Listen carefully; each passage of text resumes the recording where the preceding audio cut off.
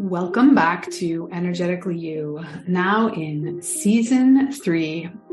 We're here to talk all things optimal wellness, abundant mindset, and empowered decision making. I'm your host, Megan Swan, a wellness coach and consultant, and the founder of Megan Swan Wellness and the Sustainable Integrated Wellness Approach. I help high performance humans thread more wellness into their lifestyle so that it becomes a way of life and not a check mark on their to-do list. I do this through designing custom approachable wellness lifestyles because ultimately there is no one size fits all wellness. I'm on a mission to empower more humans through optimal wellness. Today on the show, I am thrilled to interview and get to know better Mrs. Lisa O, as she goes by, or Lisa Opel. She never thought she would turn to self-written erotica to revamp her once kinky, saturated sex life that had become lost in the throes of motherhood. Oof, how I relate to that. But as the saying goes, never say never. Writing short erotic stories that are straight to the point, body positive, realistic, witty, and terrifically naughty helped her redefine her sexuality and became her passion, her mission maybe, to break all taboos around the subject of sexuality, intimacy, and pleasure. Can't wait for this conversation. Let's dive in. Welcome, Lisa. I love your handle, the Miss Lisa O. Can I tell us about what O stands for you and why you don't use your whole name maybe? I would love to say that it's got a particularly special meaning, but it is actually the initial of my surname. My name is Lisa Opel, like the car, and Mrs. Lisa O is actually my erotic name. I don't know if you've heard of that before. It's you tell us. It's the persona I adopt in the bedroom. Okay. So it's like a facilitator. Yeah, sorry. We're straight in there. Well, I kind of figured that this is how this conversation would go. But tell us, take us back to that moment where, what was the process? Like, it just was something you did for yourself initially, or what sparked this? It was this like ongoing deep desire that you've always had, or it, popped up post becoming a mother? What was the journey? So it's been a long journey, and it's an ongoing journey. I have finally understood that the sexual evolution of every person goes on and on and on. And it's not what they teach us in sex education, for sure. I have been married. Well, I've been with my partner for 14 years now. Mm-hmm. And we had a fantastic relationship. We still do. We just had a couple of bumps on the way. After becoming a mother 7 years ago, I kind of sacrificed myself, I guess, and I disappeared in the role of being a mother. Mm-hmm. And it wasn't aided by the fact that COVID hit. So I found myself sinking deeper and deeper and deeper into just being a mum. I lost sight of myself as a mother, as a woman, especially a woman, and also a woman in a relationship. And it got to the point where everything was incredibly difficult, and we considered divorce. We weren't talking to each other the way we used to, and all intimacy was lost. And Please Pinch Me Hard was born from desperation. It's a bit phoenix from the ashes, I guess. I've never thought of it that way, but I guess. And I started with, I'll do the short version of the story, seeking help from professionals. Mm-hmm. That was non-existent. So doctors just said, you're fine, you're healthy. And I thought, great, but I'm stood before imminent divorce. So something obviously is not right. And mm-hmm. I started going down a rabbit hole of research. And over, I think, probably the last 1.5 years, I have explored all things: loss of lust, how to enhance your desire, how to become more mindful with your pleasure, how to incorporate pleasure into everyday life, and basically grow that lust area of the brain again, and also simultaneously be able to be a mother, a friend, a sister, etc., which sounds like a lot of work.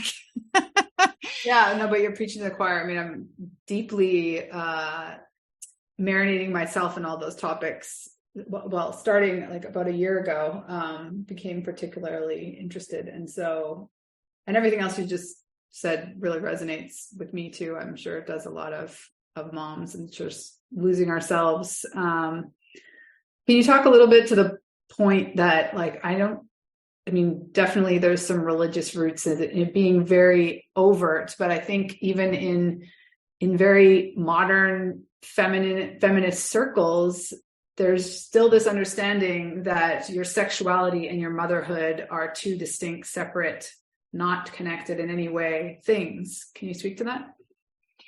I do believe, and I've had lots of, I don't know, cases sounds terrible, but I've had lots of conversations with mothers, but also their partners, about how it's affected their sexuality, the woman becoming a mother. That is rooted in religious origins for sure.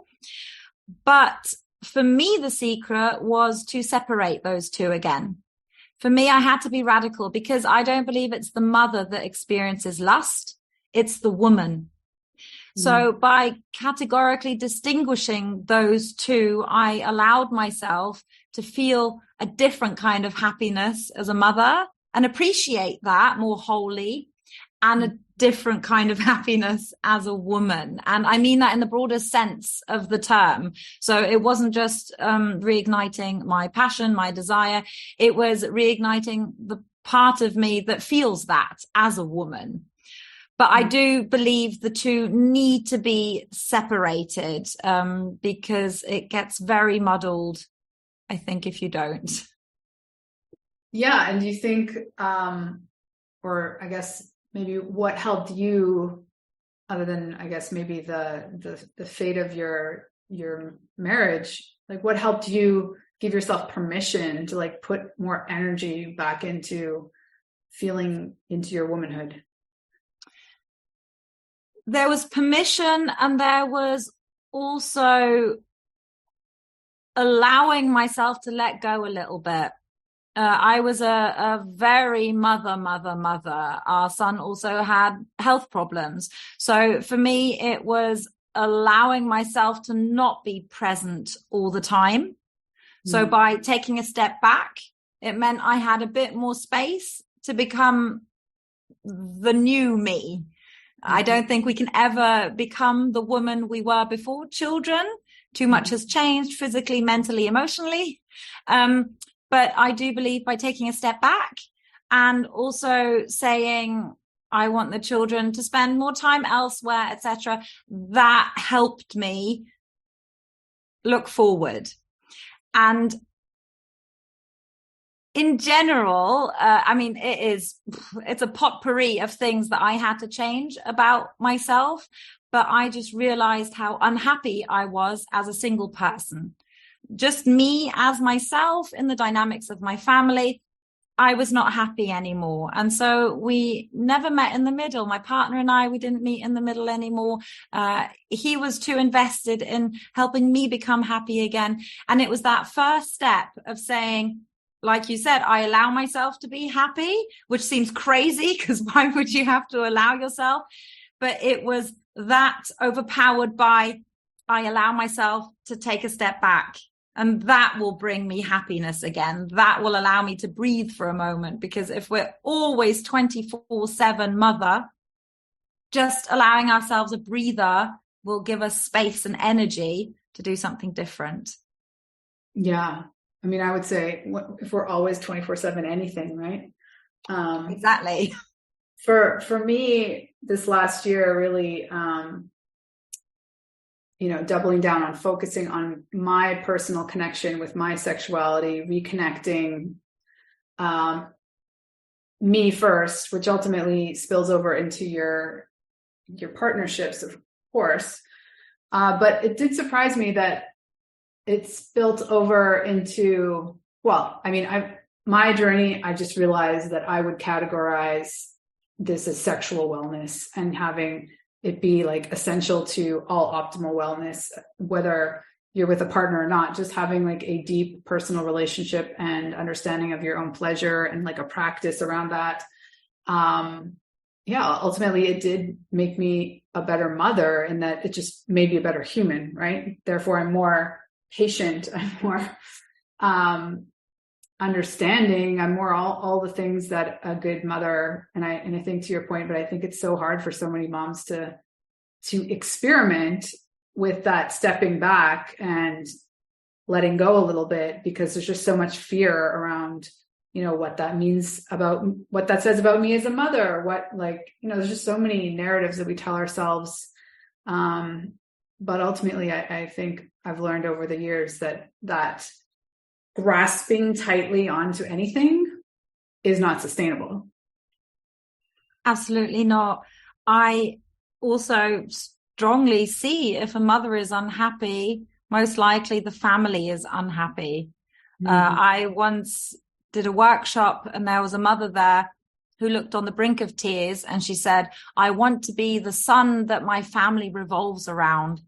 And I remember sitting there thinking, darling, that is bound to end in a catastrophe, because it's not sustainable. I can't always be happy, and it cannot be that if I'm unhappy, the whole family is unhappy. And teaching that emotional wellness to our children and living it and saying, I'm unhappy, but it's okay, you can be happy, changes the dynamics as well. And absolutely, sexual wellness, I feel like, at least my generation, I think the generations that follow now, they're being educated differently. But my sex education was, you have it, you don't talk about it. Nobody knows what it really is, what's good, what's not, how to live a healthy relationship.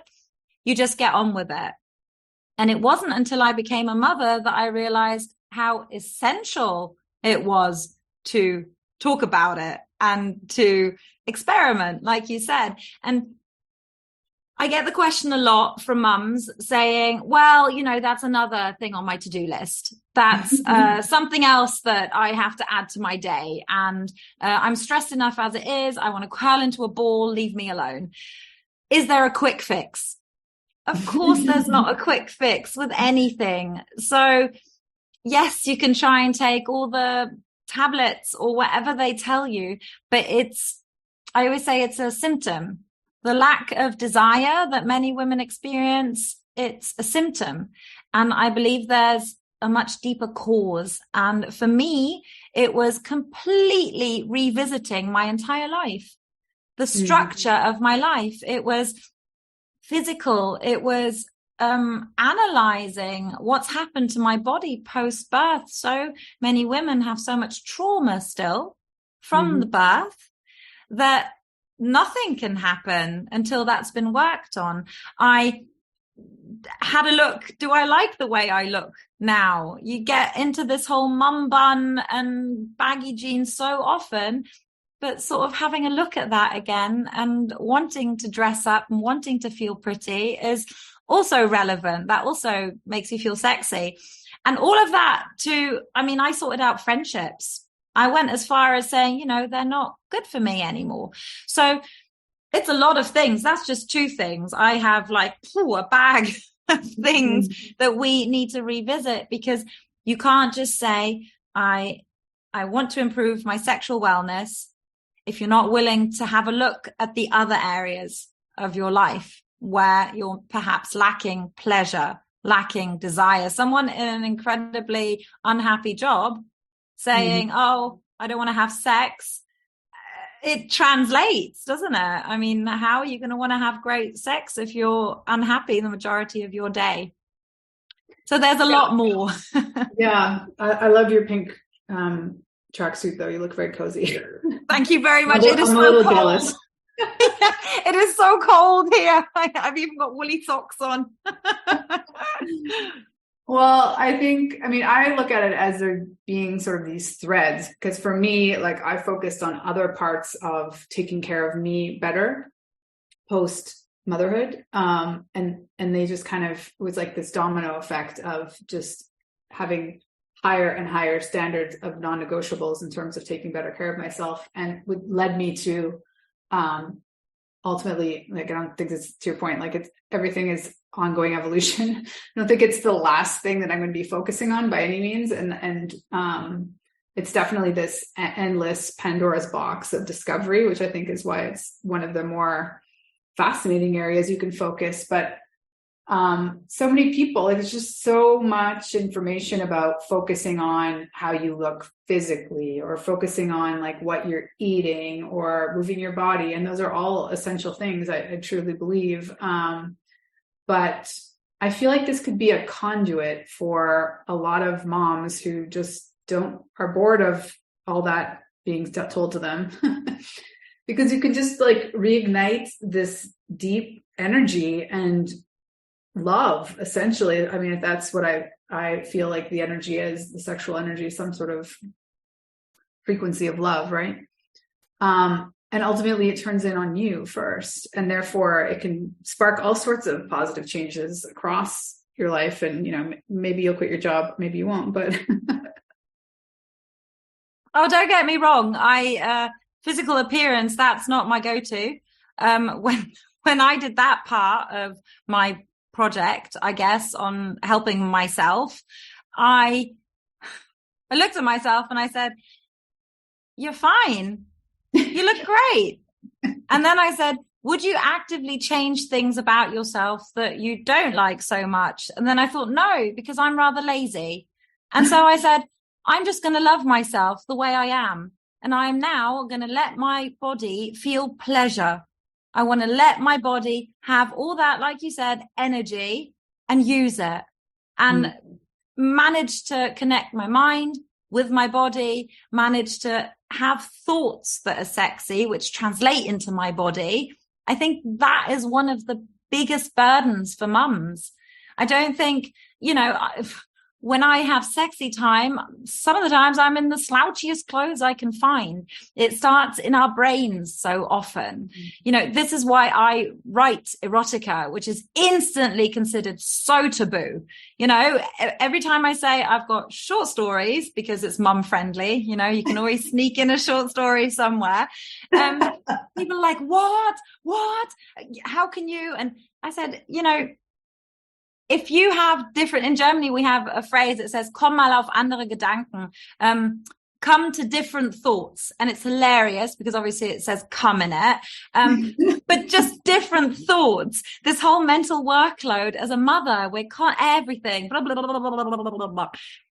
To just take a minute during your day. And this is what I always say to everybody, just take a minute in your day. Everybody has a minute, whether you're having a wee, whether you're cooking, whether, I don't know, folding laundry. Have a thing to something you particularly like or liked before, whatever it is, and think about it. Because these small things, being mindful about our pleasure, generates the first spark. And from that, we can ignite a fire. So it's not about what you're wearing. And I always say, if you're uncomfortable, put a t-shirt on. I had leaky boobs, put a bra on. It's like, I don't get hung up on body stuff. I love my body now. I think it's magical. If my children can snuggle on my tummy and say, "Mummy, this is where we came from. It's so soft. It's so lovely." Why shouldn't I love my tummy? Yes. Love that you said all that. So can you paint the picture a little bit deeper, I guess, how or at what point you decided that it was going to be this as your self-expression, as your personal passion? How did it start? Funny. I started writing these stories just for myself. I don't know how I thought of it. I used to work in a fetish shop, so I experienced so much. I went to parties. I saw a lot. I experienced lots of couples and different dynamics. And so I thought, I'm going to write about the things I know. I've always loved writing. Out of these stories, I I don't know. I thought, all right, I'll share it with some friends. And I shared it with some mum friends, some non-mum friends, and they were all like, wow, that's really great. And so built up a bit of confidence, kept writing, realized snowball effect. All the mums were coming to me and saying, Lisa, can we talk about these things? And I've always been open talking about sexuality. It's never bothered me. And I said, of course we can. And so I found myself, anybody who I shared it with, they were like, and I'm having problems with this and I'm not happy about that. And we used to always do that, but now I don't like it. And I found myself in this sort of coffee time. The therapist will see you now. But so wonderfully, they were all opening up to me and they all wanted to talk. And I thought there is such a need here because we're a woman in maybe a short skirt or however, and we're perceived as a sexual being. We become a mother, and the mere fact that we have born a child suddenly makes us less of a woman. Mm-hmm. Majority of the time. And I can't accept that. That for me is just, and due to all of this, nobody's talking about it. It's become so taboo. So we've got all these mothers who are struggling to find their way back to some sort of normality, plus trying to keep something alive and struggling and flailing. And I thought, wow, I love what I do. I love talking. I research so much. I had a talk with somebody today and she said, how do you know all these things? I said, I went down a research tunnel. Mm-hmm. It was just, I had to help myself. And so when I decided to publish my book, I launched my webpage, my Instagram, and I said, I'm here now. And actually at first my Instagram was anonymous. And it didn't do anything. And the minute I put my face to it and the minute I showed myself as a mum with wrinkles and belly rolls and just living a normal life, trying to cope, everybody came flooding. And it's been incredible. Just the journeys of some of the mums that I've experienced now. I wouldn't want it any other way. If I can help just one mum who's been suffering in silence, then I'm happy. And I've helped more than one. Yeah. I'm sure you've helped thousands. So why do you think it is? Because I mean, when I was in my 20s, it's not like we had, philosophical, intellectual conversations per se about sex. However, we certainly talked about it more openly amongst girlfriends. And I feel like there's just something like post-motherhood that it's even more taboo to not share even with your girlfriends, let alone in like a dinner party with couples. I think, again, that's part of this society's taboo. You are now a mother. You do not have sex. It is forbidden. Your child should know something about sex. My children know their vulva from the vagina. This is all this misconception of how mothers need to be, should be. I'd much rather my child knows these things. And if a child 10 years older comes along, says, my kid knows what they're talking about. I'd much rather it that way. I think when we were 20, it was light. It was superficial. It was something we talked about, maybe exaggerated in some areas. And now as a mother, definitely nobody wants to say that it's not going well. It's always the same. As soon as I say, oh, it's catastrophical, then they open up. But nobody wants to say they're failing. And I guess having this ethereal vision of how a mother needs to be has tainted all other conversations that we should be having. Yeah. And so what are your plans? Are you going to start a podcast? Is there an audiobook coming? Like what's the next step? I have so much admiration for you. With the hours I have, I would love to do a podcast, but with the hours I have decided very much to concentrate on what gives me pleasure, which is in fact writing. So I am there for the community. That's something I love to do. And otherwise I need to be writing. And my second book is in the pipeline.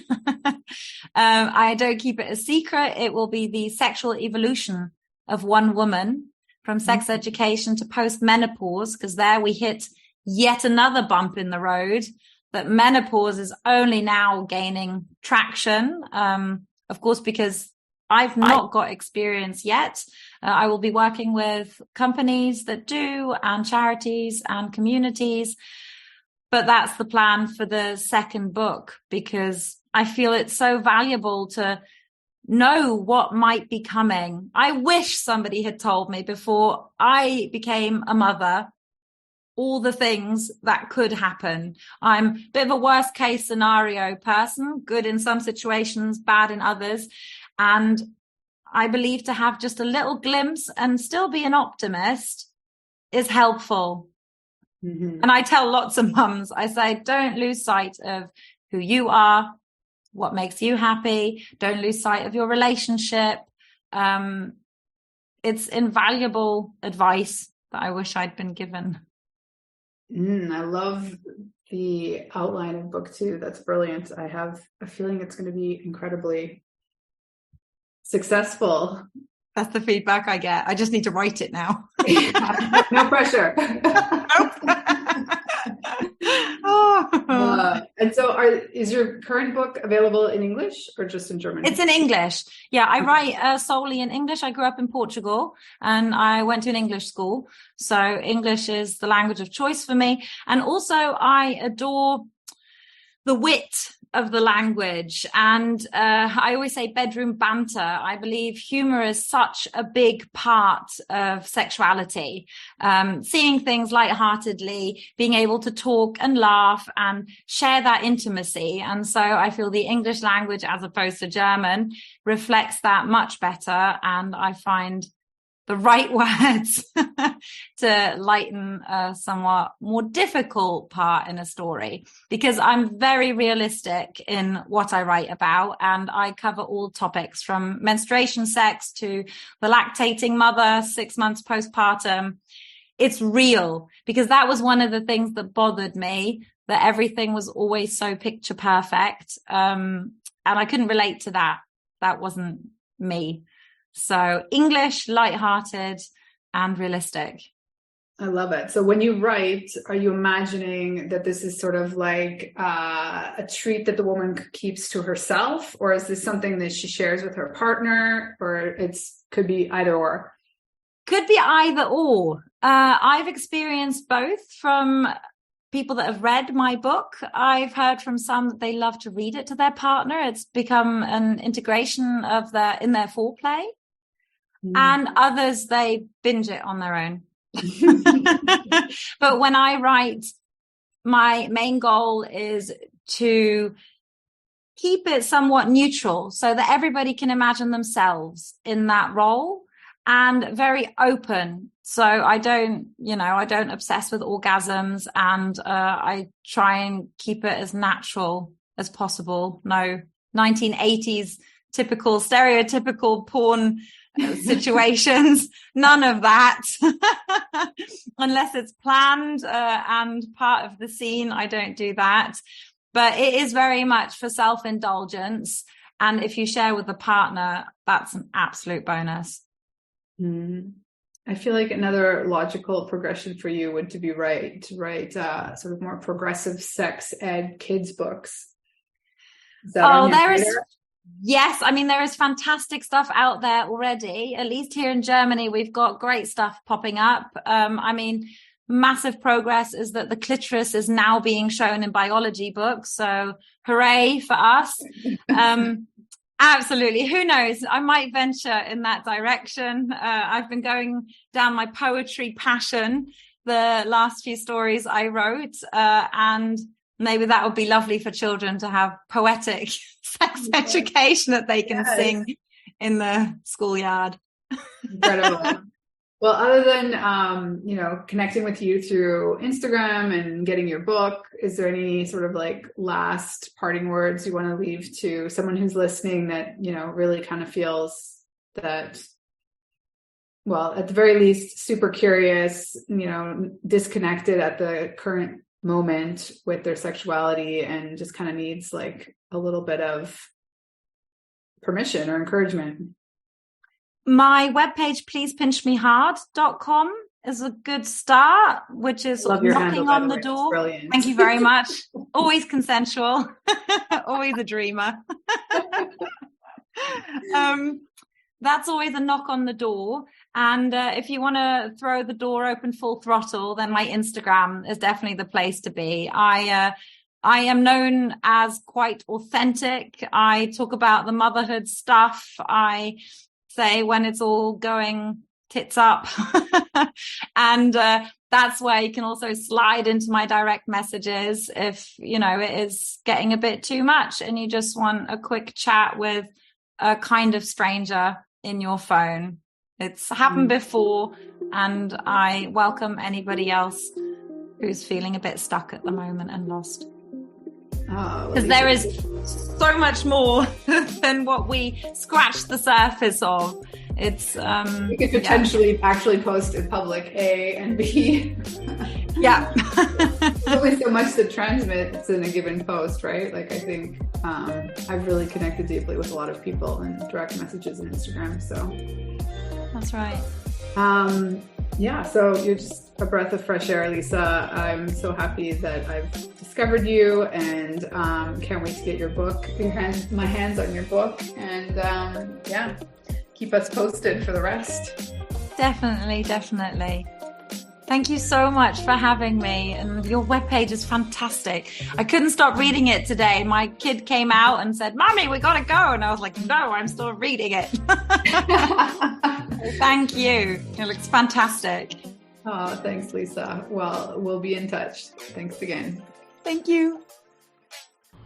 Thank you so much for being here. I appreciate you, and I hope that you enjoyed this conversation. I would be really appreciative if you feel so called to support the show by either subscribing to the show on your favorite podcast platform, leaving us a review, and passing this episode or another favorite episode on to a friend. I hope you have a beautiful week wherever you are in the world. Sending you my love.